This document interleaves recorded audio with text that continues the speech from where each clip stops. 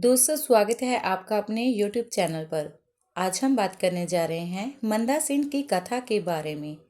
मुझे उम्मीद है आपको यह पुरानी कथा अवश्य पसंद आएगी। आइए शुरू करते हैं हमारी आज की यह वीडियो।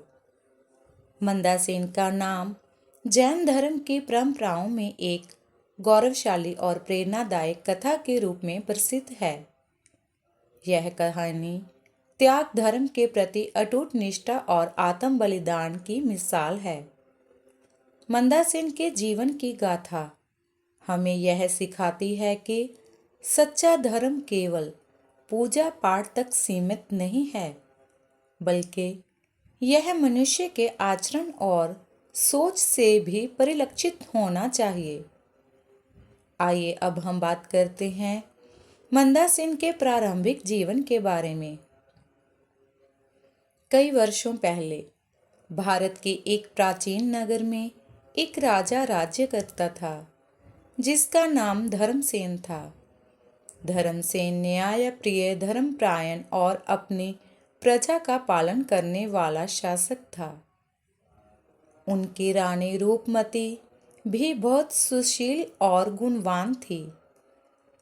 एक दिन राजा और रानी को पुत्र रत्न की प्राप्ति हुई, जिसका नाम उन्होंने मंदाकिनी रखा। मंदाकिनी बचपन से ही अद्वितीय गुणों का धनी था। वह अत्यंत तेजस्वी, पराक्रमी और करुणाशील था। बाल्यकाल से ही वह जैन धर्म के सिद्धांतों में गहरी रुचि रखता था। उसकी माता ने उसे बचपन से अहिंसा, सत्य और अपरिग्रह के महत्व को सिखाया। जैसे जैसे वह बड़ा हुआ, उसकी धर्म के प्रति निष्ठा और बढ़ती गई। युवावस्था में धर्म की ओर झुकाव। मंदाकिनी ने अपनी युवावस्था में अनेक विद्याओं का अध्ययन किया। शास्त्र विद्या में निपुण होने के साथ साथ वह शास्त्रों का भी ज्ञाता बन गया। वह अपने पिता के साथ राज्य के कार्यों में हाथ बटाने लगा। परंतु उसके मन में हमेशा एक प्रश्न उठता था, जीवन का वास्तविक उद्देश्य क्या है?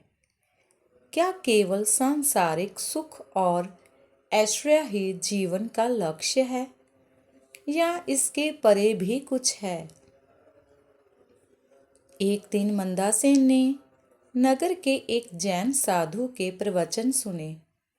साधु ने कहा, सच्चा सुख केवल आत्मा की शुद्धि और मोक्ष की प्राप्ति में है। जो व्यक्ति अपने जीवन में अहिंसा, सत्य और त्याग का पालन करता है, वही सच्चा धर्मी है।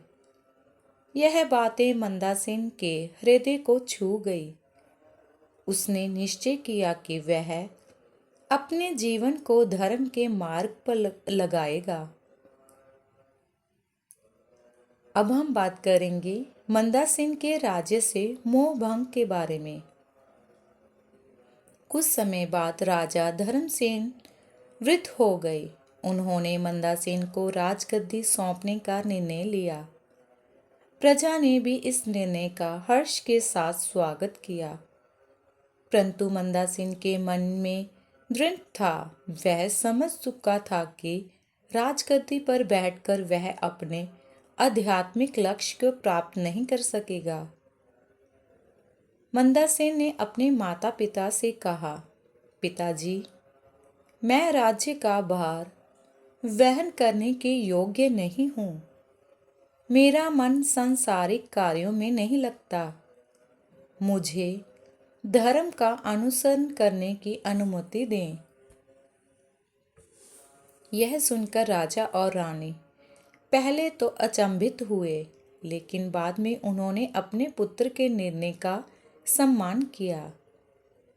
अब हम बात करेंगे उनके त्याग के संकल्प के बारे में। मंदाकिनी ने राजमहल, ऐश्वर्य और सुख वैभव सब त्याग दिया और जैन साधु बन गई। वह कठोर तपस्या करने लगे।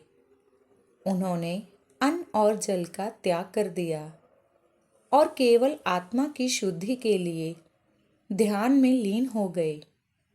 उनकी तपस्या इतनी कठोर थी कि लोगों ने उन्हें महातपस्वी कहना शुरू कर दिया। वह जंगलों में रहकर साधना करते थे और अहिंसा का पालन करते थे। उनके जीवन का हर क्षण धर्म की साधना में व्यतीत होता था। आइए अब हम बात करते हैं मंदासेन की परीक्षा के बारे में। कहते हैं जब कोई व्यक्ति धर्म के मार्ग पर आगे बढ़ता है तो उसे अनेक कठिनाइयों का सामना करना पड़ता है। मंदासेन के साथ भी ऐसा ही कुछ हुआ। उनकी ख्याति सुनकर एक बार एक दूसरे राज्य के राजा ने उन्हें अपने दरबार में बुलाया। राजा ने सोचा कि मंदासेन केवल दिखावा कर रहे हैं। उसने उनकी परीक्षा लेने के लिए उन्हें दरबार में बुलाया और कहा, मंदासेन, यदि तुम सचमुच धर्म के मार्ग पर हो तो यह सिद्ध करो। मंदासेन ने नम्रता से उत्तर दिया, महाराज, धर्म को सिद्ध करने की आवश्यकता नहीं होती। यह व्यक्ति के आचरण और आत्मा में होता है। लेकिन राजा ने उन्हें कैद में डाल दिया और कहा कि वह उन्हें तब तक रिहा नहीं करेगा जब तक वह अपनी तपस्या और धर्म के मार्ग को छोड़ ना दे। अब हम बात करेंगे धर्म की अडिगता के बारे में। मंदासेन ने कैद में ही अपनी तपस्या जारी रखी। उन्होंने किसी भी प्रकार का प्रतिरोध नहीं किया और ना ही राजा की बात मानी। उनकी सहनशीलता और धैर्य देखकर राजा का हृदय परिवर्तन हो गया। उसने मंदासेन को मुक्त कर दिया और उनसे क्षमा मांगी। राजा ने कहा, मंदासेन, आज आपने मुझे सिखाया है कि सच्चा धर्म क्या है। मैं भी आपके बताए मार्ग पर चलने का प्रयास करूंगा। अब हम बात करेंगे लोकहित और प्रेरणा के बारे में। मंदासेन की यह कथा केवल उनके जीवन तक सीमित नहीं रही। उनके तप और त्याग की गाथा पूरे राज्य में फैल गई। लोग उनके जीवन से प्रेरणा लेने लगे और धर्म के मार्ग पर चलने का प्रयास करने लगे। मंदासेन ने अपने जीवन का हर क्षण दूसरों को धर्म की शिक्षा देने में बिताया।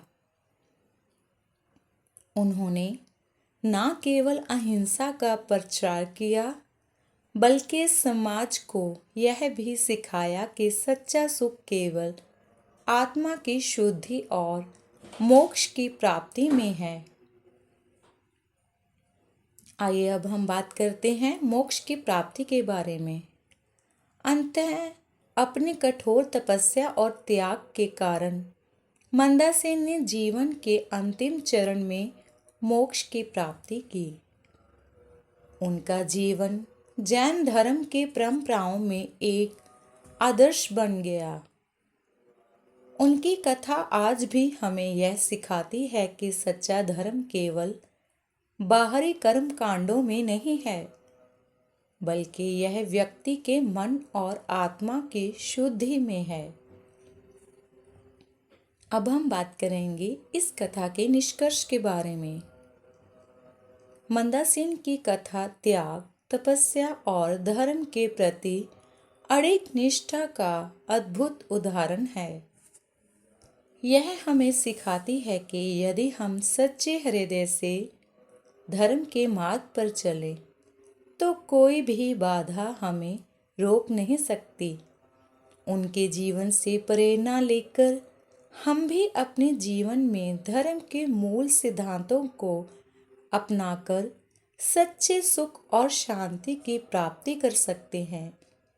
दोस्तों, अगर आपको हमारी यह वीडियो अच्छी लगे को चैनल को सब्सक्राइब करें, वीडियो को लाइक करें और अपने दोस्तों और रिश्तेदारों को शेयर करना ना भूलें।